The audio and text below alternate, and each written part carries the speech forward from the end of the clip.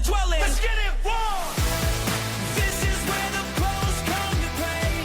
Selling in the dwelling every day. Top experts, real talk straight from the track. Selling in the dwelling, get paid.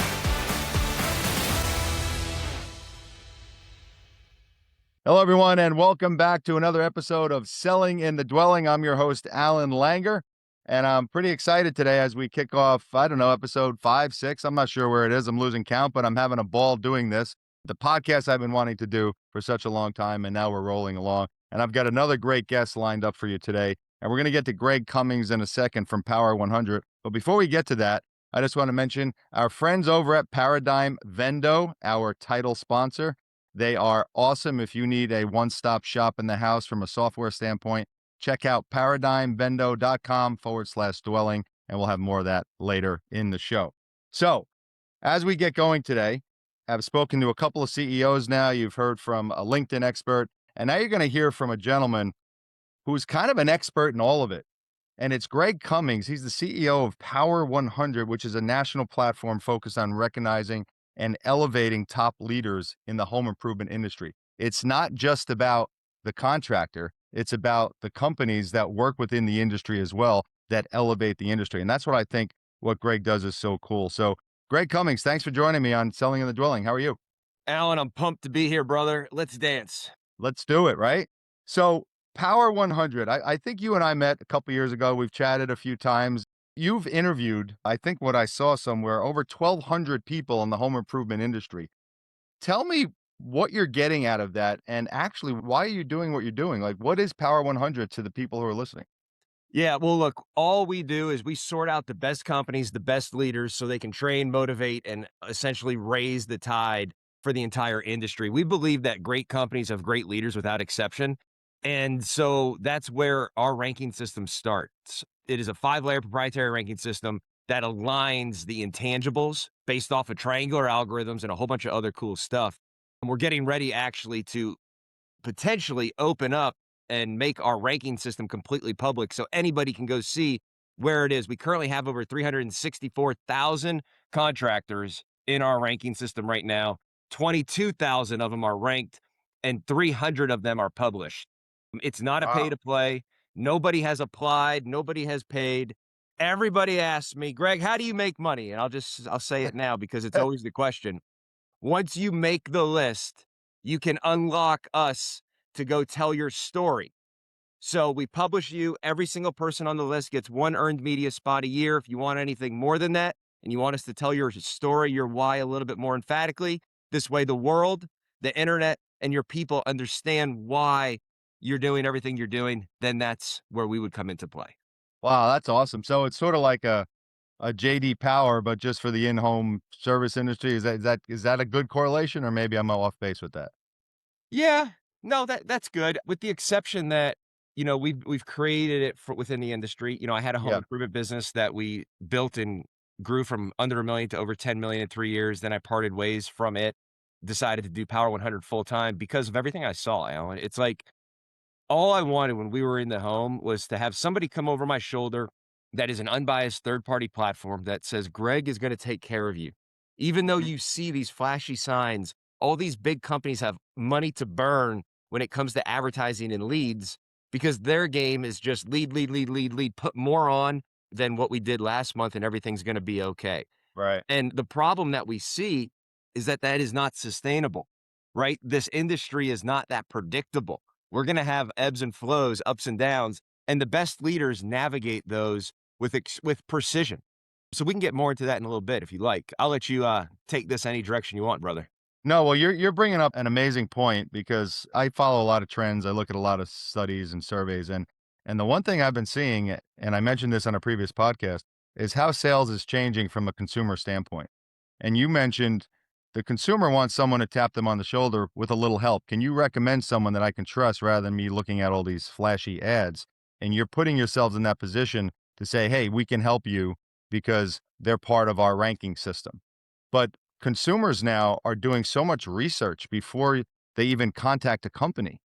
The one stat I keep going back to that's eye-opening is 68% of consumers are now making their buying decision based on the experience over a better product. So people are saying, you might have the best product, but if you give me a crappy experience, I'm not buying it. What you do in helping them giving that information, I think is really valuable. Yeah, and that's been as old as time, right? Look back to Apple, it was the coolest thing. Apple's never put out a finished product, right? They Yep. they finish it while it's in the hands of their consumers. So when you really take a look at what's happening is the consumer is not only becoming more educated, it's changing. So I talk to a lot of companies that are flat or begging to be flat. All right? They're nervous. These people are still fishing for leads in the same ponds that they've been fishing in for the last 10 years. Think about the problem there because the internet over here was made for the people that had the money that were trying to sell. So it was a press, if you will, onto the consumer. The internet is, right? With paid Right. ads and all that fun stuff. SEO. I mean, if you had a lot of money, you could be an SEO, right? If you just Right. did your job really, really well and took care of everybody, SEO wasn't your best friend. However, the times are shifting. AI was built for the consumer to allow to see truth in the marketplace. So now when you go on AI, AI's job is to recommend, it's just like your social media feeds. So it's the same algorithm that AI is operating off of, the same concept, anyways. If you go on Facebook, Instagram, YouTube, and your news feed hits you with information that that you don't want to see, then you're going to bounce off of it. So the algorithm of the social platforms job is to make sure it's giving you relevant content that you like, that you want to consume, that keeps you there for an extended period of time, ultimately making their company more valuable. The same thing is happening with AI. AI search is taking over the world at the fastest rate of any technology. 7 out of 10 search results are using the AI function or being on the AI platform itself. And Mhm. so what that means is AI is actually reading and sifting through all of the veneers of, the big boxes and things like that. So when AI is recommending a company to use windows, doors, roofs, siding, pools, decks, docks, fencing, whatever you're trying to do in your home, it is actually going to take a different path. So AI is made for the consumer. And I am not seeing enough companies investing in their AI findability Mm. that they should be. You're spending millions of dollars over here on SEO when that place is drying up. I Wow. We are predicting our analysis by the end of next year, you're going to see this dynamic shift, a complete 180. 70 to 80% of your deals will come from AI findability in one of two ways. The first way is what is the best window company near me, right? But the secondary part is called, we've actually made this term up, the affirmation search. So, Alan, you come I out to like my that. house, right? And this is what's going to be happening, especially in the next 24 months. You come out to my house. I wasn't expecting to like you so much, Alan. You showed up. You had a great solution. I'm looking at my wife like, honey, this guy's awesome. He's going to take care of us. We just weren't ready to write the check today, right? We didn't have our pen and our checkbook or our Right. credit card on the desk ready for Alan to take, $50,000 today. So as soon as Alan leaves, we don't do business because we just weren't ready, but we really liked you. And we kind of regret not doing it because now we got to still figure this out. As soon as you leave, me or my wife is going to get on AI of some kind and say, is Alan at Dwelling Roofing a good choice? This is the affirmation search. That's And amazing. by the way, this is still going to happen even if I went forward with you today, Alan, Hmm. and especially if I went forward with you. So companies that don't have an online reputation on AI findability, I believe their cancellations are going to skyrocket off of this because it's going to say, you know what? There's some better choices in the area, Alan. Are you sure you want to go with that company? If you're not investing in that, and that's also something that we heavily are favored just by doing the right thing over an extended period of time, our articles and our rankings and our evaluations are showing up at a very high rate on AI findability. And it's just super humbling that it's sort of like the biggest trophy that we could get. Yeah. I mean, you just brought up a whole Pandora's box here that I want to dive into a little bit because, first of all, you said some really great terms. AI findability. I've never heard that before. And then obviously the affirmation search. It's so interesting that you mentioned that. I'm going to get to findability back in a second, but I did a post on LinkedIn a couple of weeks ago about how the search world is changing. What are consumers searching for when they need a home improvement project? And it used to be roofers near me. window companies near me. And what I saw in my research, what's becoming more popular now is how much are roofs near me? How much are windows? And then they go to the referrals, and then they do 2 or 3 Huh. searches. But at the end, they do the affirmation even after they buy. That's such a great point. And contractors don't think about that. They think, oh, the check is signed. We're done. We're good. You're so right that they need to realize that people are still searching even after the appointment's over. So great point. I know what AI findability means, but if I'm a contractor, how do I become more findable in AI? Is there something I can do? You can do really great business first. You can invest, and this is the commonalities amongst the leaders, the great companies that we see across the nation, okay? They are dedicated to their customer experience by way of their culture. They have leadership development programs that challenge and push their best employees to be better. And then that trickle down effect makes their customer experience fantastic. That is the focus there. Once you have that, then you can open your doors to the world, be a transparent company. I've said this a couple times on a couple of my shows. If you're a company out there, I want to challenge you to change the tone and tonality of your company from a company to a network. A network benefits everybody, a company benefits a couple. Hmm. So if you change the idea that your company is a network, anybody that enters into it, you're going to better them. You need to do more than just the products and services that are rendered. You need to do more than just pay your employees to do their job. And if you're not doing that in today's world, in this ever-changing environment, you're going to fall behind so fast it's going to hurt. We also predict a large amount of companies will be going out of business in the next 12 months. And the hot spot for that is going to be from about 9 million to about 30 million. That Really? is the danger hotspot right now. So what we're going to see is this high rate of adoption of this economic and personal shift, whether it's an employee, a homeowner, whatever it is, right? Leadership shift. People that don't adopt this are going to fall down to under that 7-10 million. And you can still do really good there, man. You can still Right. make a lot of money there. You can have a great life. You can be a community company. There's almost an advantage there. There's almost a safety net there. But you're also going to see people that adopt these things. They're going to launch. They're going to launch out of that 10 to 30 million, and they're going to be 100 million, 150 million. And then we also think in the next 4 years, we're going to see $1 billion independent, privately owned company because of this. So we're super excited about the future. But I think ultimately, at the end of the day, to answer your question, Alan, if you haven't already done the work, AI is going to expose you. If you have done the work, AI is going to bring you to the forefront. Now, it will help. There's a lot of things that we could share, with your viewers that will really help them be findable, and that's partnering with trusted third parties that will tell your Yeah. story. One of the biggest misconceptions is, I say, "Hey, Alan, take a selfie and say, hey, Selling in the Dwelling is the best podcast in the world." And I send it to you and you put it on your site. That's not a third person Right. testimonial. That's still first person. It's Right. Right. manipulable and it's not authentic, right? If it's on yours. I mean, it might be, but Right. the But internet it could be doesn't, fake. the Right. AI is not translating it that way. Hmm. So you have to be partnering with true, authentic third party platforms. If you happen to be ranked, named, or mentioned on our site, obviously we have a high level of authority in the space as well, just by luck, by doing the right thing repeatedly. So you mentioned you have a 5-layer ranking system. Can you share what that is? So up until today, we haven't dived into it layer by layer in the details, but I can share with you the outline. Okay, there's a Sure. couple non-starters to kick it off. Okay. After we have the non-starters, we have several triangular algorithms, and this is the leaders. Okay, this is not revenue based.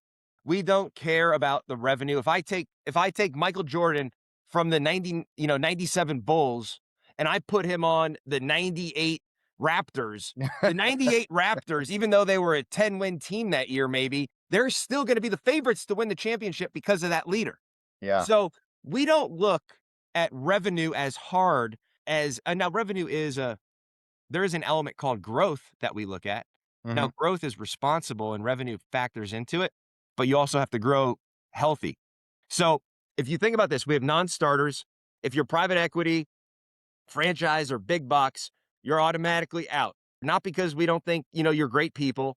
There's a lot of awesome folks in that space.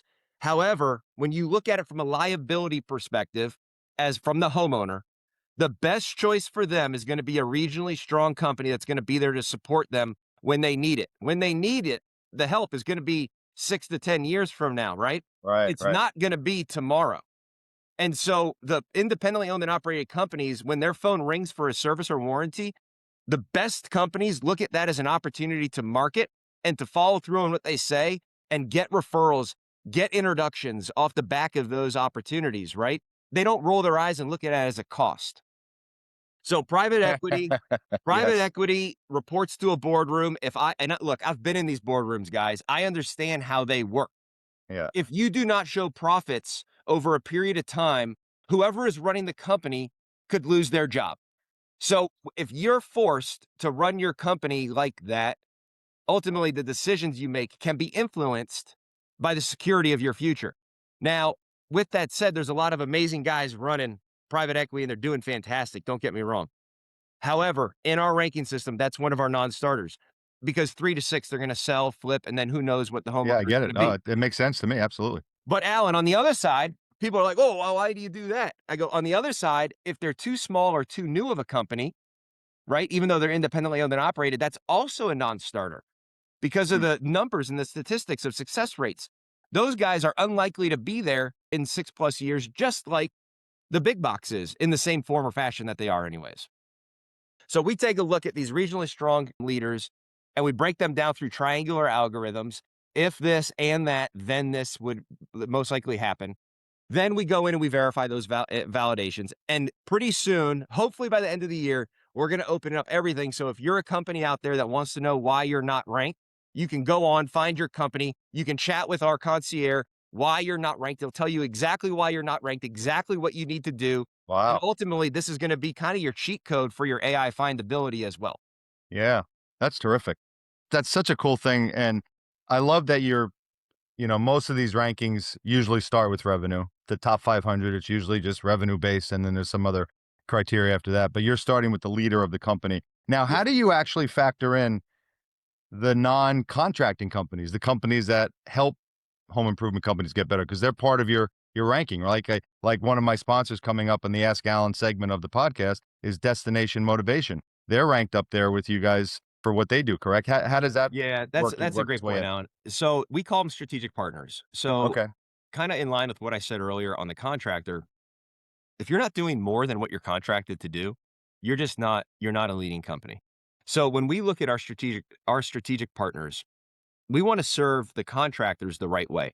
So we take a look at everything that a contractor would need. If you've ever been there, you've ever been a Mhm. contractor and you've ever been running one of these companies, you are literally working from 6 a.m. to 8 p.m. almost every day of the week, right? Yes, you are. You don't have time to look up. And so never mind when you have a problem, that's just happens to be when your phone rings. Oh, you need leads? Yes, I need leads. We have no appointments tomorrow. You can get me 100 leads. Okay, just let's sign up. What can you do for me? Boom, and that's how it happens. When the fire gets so hot, an opportunity happens. That's when transactions tend to happen in our business. So what we want to do is we want to help these contractors be proactive. So if and when they foresee a problem, then we have a list of the top 15 strategic partners that do more than what they're just contracted to do Wow. for these contractors. And so we rank them based off how many they have on our top 100, the level of influence, the level of public affirmation that they have had. We want to look at proofs of concept. We talk to their customers, we interview their employees to ensure that everybody believes that their solution is fantastic. So we're actually getting ready to roll out, how do you say twice a year program? Biannually? Biannually, yes. Is that I think every year, every other year, or is that twice a year? biannually is every other year, so I would guess I don't know. Yeah, whatever. Let's Twice just a say, year sounds good. let's say every 6 months. Every 6 So months. every 6 months, we're about to roll this out in Semantics the are summer. important. We're gonna be really cool. So we're gonna be polling the employees of all these companies to ensure that they fully believe that the solution is there. Again, we believe that it starts with the leadership, then it goes to the culture, then it goes to the client experience at the end of the day, right? Or the customer Absolutely. experience. That's a little dip into the strategic partners, top 15. Hey, dwellers, quick break. Hey, did you know that the closing percentages for in-home sales has been dropping consistently over the last 10 years? It's really crazy, and there's a lot of reasons for it, but one of them is reps have so much to do in the house because there's so many different platforms that you're jumping back and forth all the time. Well, my title sponsor, Paradigm Vendo, takes care of that. In one digital platform, you can go from initial appointment right to final sale and signatures by visiting just their platform. It's amazing. You got to check them out. It's paradigmvendo.com/dwelling, PARADIGM vendo.com/dwelling, because your reps need to give the homeowners a great experience in the house, and jumping around doesn't do that. Visit paradigmvendo.com/dwelling and take care of the experience your reps are giving in the house. When we were talking pre-recording here, you were mentioning a lot of things that you kind of mentioned private equity, but you said something earlier that kind of tied it in when you talked about the danger zone based on revenue, like that 9 million to 20 million. Why is that? That seems like, wow, that's a pretty successful company. Is that the company that's still kind of run by the one guy that's been doing it for 15 years and is working 15 hours a day? Is that usually where that company falls in? Like, why is that 9 to 29 to 30 the danger zone? What makes that? Tell me why you say that. Okay, so we take a look at leadership, identity, and legacy. Okay. Once you start becoming a legacy business, that's when the sky kind of opens up for you. Mm, Legacy, how we define legacy, is knowing your identity, knowing your systems, knowing your processes, knowing exactly where you're going and knowing exactly how you're going to do it. Okay. You take a look at the top of our charts, those guys have their legacy product, right? That they're going to be running with, that they're growing, that they're expanding. Now, when you're in your identity phase, which is let's just say 10 to 30 million, you're typically not satisfied, right? You typically mm, are still searching for it. You're really close. You have your identity, but you're not at your legacy stage. mm. And so in order for them to really find their legacy stage where they've put their stamp in the ground, and I bet you if we interviewed 100 companies that were between 10 and 30 million, not one of them would be like, yes, we're where we want to be, doing exactly what we want to do, exactly how we want to do it with the people we want to do it with. You've either one of two things. You're either grown with the team that was under 10 million, which you need to upgrade dramatically in order to get where you want to go to 50 Right. million and beyond, or you have just upgraded your team and now you're paying a fortune for your team. Your overhead is so high because you've upgraded your team. And if you don't get from, let's just say 25 million to 50 or 60 million, you're actually losing money. Losing money. Yeah, yeah, Does that absolutely. make sense? Makes a lot of sense. Makes So so much that sense. zone is kind of twofold. I've seen $30 million companies that are still operating with subordinates, basically, to the CEO. The Yeah. CEO is still hiring guys that are guys and girls that are under him. But I've also seen a $15 million company where they've hired guys above them. So I'm the CEO of the company. I've hired a sales director, a marketing director, a construction director, and a canvassing director, all of that know more than me. So now Yes. my job as the CEO is to support all of these guys and gals to do their job at the highest level because they're gonna do it a lot better than me. I mean, and that's what makes a great leader. You look back at all the great leaders, and that's what they said. Steve Jobs said, "I don't hire people to tell them what to do. I hire people to tell me what to do and to tell us what to do in the company." So I'm going to ask you two quick questions. First of all, this is called selling in the dwelling, so I have to ask you this question. You've interviewed 1,200 people. You've talked to leaders. You've been in front of all these companies. In your opinion, what do you think makes a great sales rep? What are the attributes you would look for if you're trying to hire a new sales rep? In today's world, Yeah. I think the most important thing is when I look them in the eyes, they're believable over everything. If they got B Adderall eyes, I probably wouldn't hire them. Okay. If they're sweating profusely and they're nervous on the interview, then they're going to be nervous in the home or they're never going to be confident, right? I used to do it this way when I was hiring my company or hiring sales reps for my business. It was a very simple question, Alan. I would look at them and I would say, would I invite them over to my house, let them sit on my couch next to my children? Wow. And if the answer was yes to that, then I would hire them. Ultimately, if you can present yourself that way, you're probably coachable, you're probably self-aware, you're probably you're probably motivated, right? To do Mhm. better. Now, the other side of it is I have this funny thing where people are like, oh, they're late, forget it. And I go, if they're late, send them over to me. I'll take them. Yeah. I'd rather a team of late guys than a team of people that are sitting there waiting for it. It's kind of a double-edged sword. You have to interview them and have a process, which I did. But like when somebody showed up real early and was sitting there waiting for the job, I don't know. It just didn't feel like they were a leader in the home. You've Really? seen That's interesting. Okay. you've seen a great sales rep in action, right? They're usually the guys that you're like scratching your head, like, what is going on? How did this happen? But it's because of their blind confidence, right? People are calling us to hire somebody to get it done because we're not going to do it ourselves. Right. And so, along with being able to look them in the eyes and trust them, will they take control of the project? I need you to take control of this project. I need you to give me the keys to this project so I can get it done for you. And Mhm. that's ultimately you'll teach them how to, run your sales process. You walk in, I have a very very strict sales process.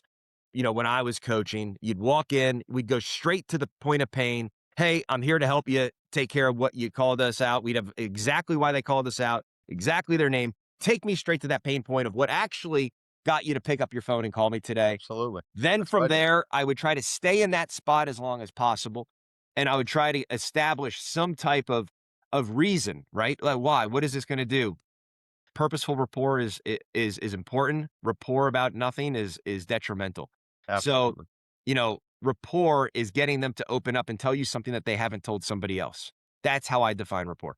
But Mhm. what makes a great sales rep and who I would hire is can I look them in the eyes? Do I trust them and believe them? And then at some point, are they going to take control of the meeting? I need them Love to it. take control. That's terrific. And what you said about would I have them sit on my couch next to my kids, that's pretty powerful right there. I talk about this all the time. I'm like, my mission is to save the world of sales one team at a time because sales has been broken for so many years and there's so many bad training out there. And sorry, sales managers that are listening, but a lot of you aren't very good. You got to get better. You got to get better at training. You got to get better in leadership. It's not just about the numbers. It's not about keeping your thumb on people's back of their necks. You got to be much more supportive in a sales leadership role. So that takes me to my second question, Greg. Shifting from salespeople, now you've seen, thousands of these. What, in your opinion, if you can answer this question in a succinct, like I know you can probably spend 2 hours on it, but what makes a great leader? I call it Santa Claus. It's ultimately culture. Yep. But this is the most elementary, and this is one of the things that everybody can relate to. I don't care what your faith is, or if you grew up with Santa or not. You understand the analogy, okay? Yeah. So if we were to go into a class of kindergartners and say around December 12th, let's say, and ask them, "Hey, are you excited for Santa?" A lot of the kids in there are gonna be like, "Yeah, look, let's just pretend it's a Christian private school that Right. only accepts people that believe in Christmas, okay?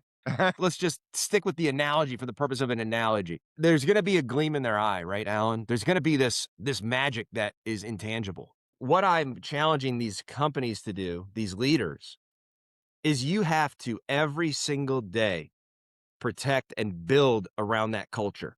So why is Santa top of mind around Christmas and not, in March?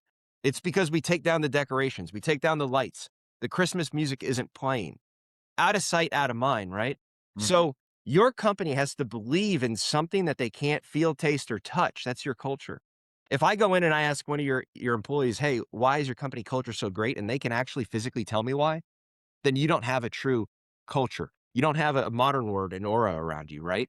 You're just giving them things. Oh, pizza on Fridays, video games on Tuesdays, and it's really cool. We're really laid back here. That's not a good culture. A good culture is everybody is dialed in together and they fully believe the leader of the company. It's a trickle down effect from the leader to the sales leader to the team in the home. And what's actually happening is if you are not, as the CEO of your company and your executive team and your management team and your leadership team, if you are not selling the dream authentically, you can't make this up. You've got to be authentic in your approach. If you are not selling the dream to your teams every single day, then they will stop believing. Just like people stop thinking about Santa in July. Well, Hmm. Christmas in July, it picks back up a little bit because why we put a focus on it. The point of the story is what makes a great leader is how focused are you on providing that culture, that experience, and ultimately, are you selling your company to your employees every day. Because it's like anything. Once you do it once and you start to get in the rhythm, we start to take for Right. granted how Yep. good we really are. Our sales reps run 10 appointments, all of a sudden they start to take it for granted what an appointment actually looks like and what this opportunity really is. So the best leaders polarize this this culture and this idea that we are the best company and they can prove it.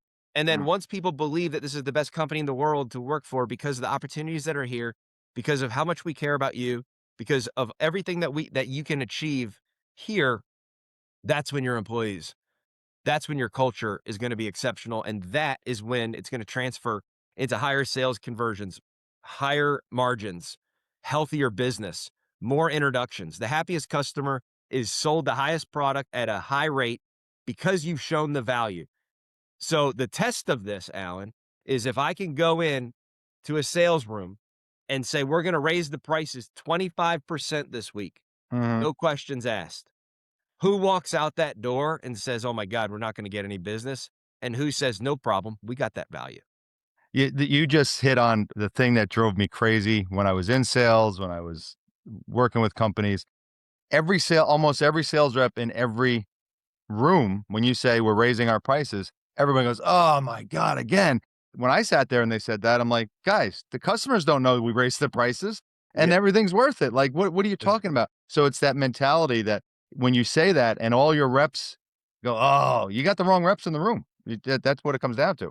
Or if I'm the CEO and having a conversation, we have the wrong leadership in place, right? Like Absolutely, let's absolutely. say the reps keep getting phone calls about guys going to the bathroom in the master's, bathroom at the house, or they're sloppy, or Right, we're late, or we're missing caulking lines, or the back end of the business is not buttoned up. Nobody called me. You guys just showed up. What's going on? right, right. So there's a responsibility and a duty that the CEO has, not just to focus on the sales team. That's what I said when I said authentically. That means that it truly has to be the best. Now, you don't have to be perfect to be the best, guys. You Right. just have to react the right way when things happen so your team knows that you have their back, right? So then they can have your back. It's that simple. Yep. So if you don't have every aspect of your business, it's just like a football team. You have special teams, offense, defense, your coaching staff, your head coach and your ownership, your leadership, your GM.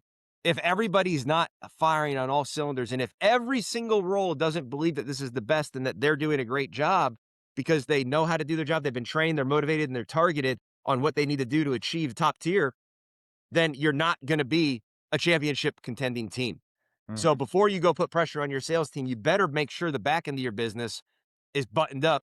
This way, you actually look like you know what you're doing and you actually believe it. So the simple question is, do you believe that your company is the best company? Do you believe that every customer that you sit in front of should hire you Right. because it's the best? Now, it doesn't have to be the best, but how I want you to think about this is, are we ever going to let a customer down? And if Mm. the answer to that is no, then you are the best company. There could be multiple best companies. Absolutely. 100%. Hey, sellers and dwellers. So, the next segment of Selling in the Dwelling is sponsored by our friends at Destination Motivation. What would a 33% increase in close rates and a 55% reduction in cancellation rates be worth to you? Well, check out Destination Motivation because that's exactly what they can do for you. You want to visit www.increaseoursales.com for more. Now let's get to the Ask Alan segment. We're at the Ask Alan segment of the podcast, and the Ask Alan segment is sponsored by Destination Motivations, our friends over there. You can get their website and all the awesome stuff that they do to help you sell more in the show notes. We've got a really interesting question, and I love this guy's name. This question came in from Boston. By the way, where are you from, Greg? Trick question. So I'm born and raised in Clearwater, Florida. Yeah, then I lived in Boston for a number of years, a long O- time. But I got a bunch Okay, of family friends up there. It's my hood. awesome. Well, I'm in Rhode Island, so next time you're here, let's grab a coffee or a beer. So, okay, this guy Jimbo from Boston, Massachusetts, writes in. I am not happy in my current position as an in-home sales rep for the company that I'm currently working for, and I want to start looking elsewhere. What advice can you give me as I'm looking at a new company? What should I look for in that company that I want to work for? All right, Jimbo. First of all, brother, I would say, do you really want to be in sales? It's not always just greener on the other side of the fence. If you're not happy where you are, you're not going to be happy where you're going, period, end of story. I think one of the most important things, and it's a buzzword for me, happy. So is happy because of who you're working for, is happy because of the environment, is happy because you look like a fool in front of your customers because you promise them one thing. I think you have to really self-analyze like what is the root. And then if you're really not happy with the delivery and it's the whole process of the company itself, the leadership, this is a free reign for you to go try to fix it. So Mm, work on your skill to personally level up. Start having conversations that you've never had. It's a free reign at it, right? Like, why not try to make somebody better, but do it respectfully and do it the right way? Schedule meetings with leadership and say, this is what I'm seeing. What do you guys see? Show a level of maturity that you haven't shown. My strongest piece of advice to not just Jimbo, but anybody, like if you're going to leave a company, don't just wait until you have another job. Go try to level up yourself and have conversations, get in different rooms. You have nothing to lose at that point. And 9 out of 10 times your leadership's going to really like that, respect that.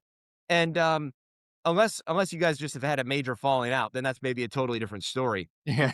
But it took me so long try to self-improve and self-learn. I didn't do that until I was 30 years old. You know, up until then, I was just running hard. I outworked you. Whatever I had to do, I was going to win, but it was just out of pure blunt effort. Right. Then I Right. started to really learn when it was 30. Then I started to walk into rooms that I hadn't been in. Then I started to, buy companies. Then I started to lead companies from other countries, helping them. Like when you start to walk in different rooms, sometimes your perception changes. And you know what? It might be your fault that you're not happy right now in your current role as well. It might be something that you thought was one thing, but really it's something else. So I would say I would seek it out. I had somebody on my show the other day and they said, like, if there's a fire burning, don't put the fire out right away. Okay. Go find why the fire started and diagnose why it started while that fire's burning, Mm, because it's going to put a greater sense of urgency for it to never happen again. And you're going to solve that problem a lot faster. mm. So do your feelers, go try to find companies that you think would be a good fit. But at the end of the day, I think it comes down to you, and Mhm. it shouldn't be an emotional response of happy. It should be, I'm not able to achieve what I want to do because of X, Y, and Z. I have then taken these courses of actions, talked to them, presented, asked, offered, and was open to anything. Now and only now am I gonna be able to find the right company because I actually know what I'm looking for now. Right. Currently, Jimbo, you don't know what you're looking for. That's amazing advice, and I love what you said about go have a conversation. If you see something wrong, if you see the back end, these installers are not doing what they're supposed to do, they're not putting the drip edge the right way, or they're not wrapping the window, whatever, I see that. Most sales reps just complain to other sales reps about it. They just they never talk to the leadership, or God forbid, I used to call my installation manager all the time. We would get at it sometimes when I was selling windows, but then at the end of the day, he'd come up to me and say, "Thanks for letting me know. I had to fix that. I'm sorry I yelled at you before, but you called me at a bad time." Like, "Hey, we just want to get the job right for the customer." But so many sales reps like, "Oh, we don't have enough leads. This place sucks." And that's it. That's what they do. And then they go home and play Xbox and they complain that they didn't get a lead that day instead of, getting out and getting some referrals and self-gen. So really great advice. Yeah. So Jimbo, good luck to you. And, right back in and let us know how you're doing. But that's a great question and with a terrific answer by Greg. All right, my friend, we are almost at 45 minutes, so I will not keep you any longer, but this has been Good. great. Let's end with if you had to give any advice to these young entrepreneurs, they just started a home improvement company or they're moving along. You gave some great advice as well or already.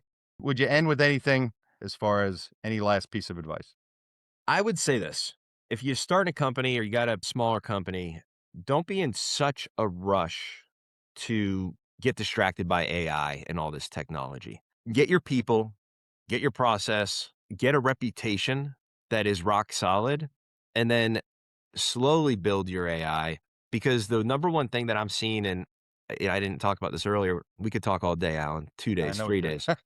But like fractured tech stacks are really what's taking people down right now. Hmm. And so the trust bridges are being broken from an internal culture perspective because these fractured tech stacks that just testing everything, oh, bring this in, bring that in, shiny object syndrome, right? Is really sinking the trust and killing the culture. So what I would say is do what you know really well, hire people that compliment you in a way that you can't do. Take care of your employees and let your employees take care of your customers. And then find a way to close that circle. And then once you do that, then you're able to really branch out, attend some events, get a circle around you of people that are bigger than you, that have done this before. This industry, why I love it, why I stay in it, why I'm so fortunate, I feel so fortunate to be in it, is because we are around the most open people. They are so willing to share. Whether you're competition down the street or you're on the other side of the country, there's so many guys out there that are just willing to share what works for them because there's really a commonality between all the leaders that I talk to. Everybody wants to make this industry better than when they found it because at the end of the day, this industry has given them everything and they're very grateful for it. That would be my little bit of starting out advice. Greg, how can people find you if they want to look into Power 100 or find you? Where do they go? Yeah, you can go to power100.io. Be sure to check out the Inner Circle. We're going to have a bunch of shows in there, a bunch of industry dedicated leadership shows. We're also going to have my show in there, Power Chat. We're going to do over 200 episodes on Power Chat this year, talking to amazing leaders across the country. And Inner Circle is kind of that centerpiece, the Netflix for the industry, if you will. On power100.io, just click Inner Circle, completely free, and it will stay free for leaders. So check it out. That's the hot thing that's going on right now. If you want to follow us on any social medias, do what you have to do, like, follow, subscribe, so our stuff pings your news feed. We appreciate it. And it's Greg Cummings. It's Cummings on LinkedIn. He is pretty active on LinkedIn as well. So, Greg, I can't thank you enough for joining me on Selling in the Dwelling. Can't thank you, my listeners, for joining us here. And remember, my title sponsor, paradigmvendo.com/dwelling. Talk about fractured tech stacks. Paradigm Vendo takes care of that as they are a one-stop shop software. So check them out and also check out Destination Motivation. That's it for us, everyone. Greg, thanks again, and thank you. We'll see you next time on Selling in the Dwelling. Selling in the dwelling. Let's get it.